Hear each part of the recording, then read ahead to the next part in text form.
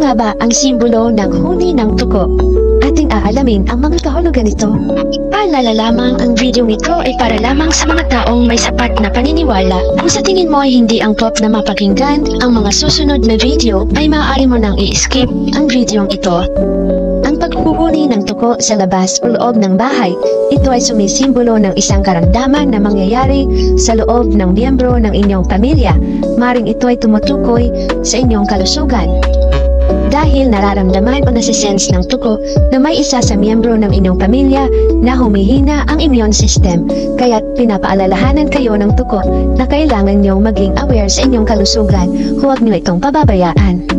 Dahil isa na rin ito sa aking naging karanasan mula nung madalas akong nakarinig ng tuko sa aming bahay, sa loob at labas, madalas ay lagi kaming nagkakasakit na magkakapatid at sunod-sunod ito. Alam mo bang hindi ito magandang sinyales? At simulan na natin ang dalawang kahulugan ng tuko na base sa aking naging karanasan.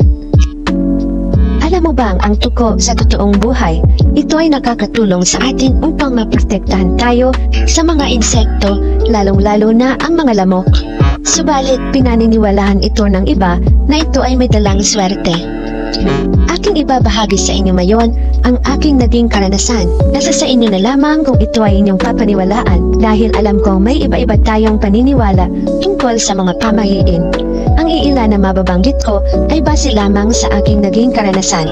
Sisimulan na natin ang una kong naging karanasan sa huni ng tuko.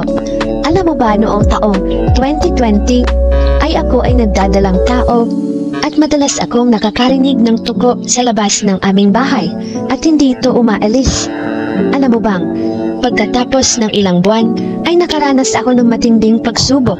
Kaya't masasabi ko ang huni ng tuko sa labas ng inyong entrance door ay hindi magandang simbolo. Ito ay nagbabatya ng may paparating na pagsubok sa iyong buhay at ikaw mismo ang makakaranas nito. Maaaring ito ay tumutukol sa iyong karamdaman o sa paparating na mga pagsubok o sa mga pinansyal na sitwasyon na darating na susubukin ka ng panahon. Maaaring ikaw ay mawawala ng hanap buhay, pera o trabaho. Ang pangalawa sa simbolo ng huni ng tuko na aking naranasan, ito ay ang madalas na humuhuni ang tuko sa aming palikuran. At ito rin ay madalas dumudumi at napakarami nito. Sadyang ang tukong ito ay napakalaki at hindi maalis-alis sa aming palikuran. Hindi rin ito umaalis sa aming palikuran dahil sadyang paborito na ng tuko na tumira sa aming palikuran, kung kaya't araw-araw itong nandoon at humuhuni ito araw at gabi. Sadyang natatakot na ako kapag pumapasok ako ng palikuran. At pagkalipas ng mga ilang buwan ay nakaranas kami ng sunod-sunod na pagsubok, lalong-lalo na sa aming trabaho at pinansyal na sitwasyon. Alam mo bang nakaranas kami ng sobrang kakapusan sa pera mula nung inalaw kami ng tuko sa aming palikuran? Sadyang hindi ito magandang sinyales dahil ito sa aking naging karanasan. At ang palikuran na yon ay yun ang aming pinagtitirhan na boarding house o rental space. Kung kaya't after namin marinig ang mga huni ng tukong iyon, ay pagkalipas ng mga ilang buwan ay umalis na kami sa aming tinitirhan na upahan.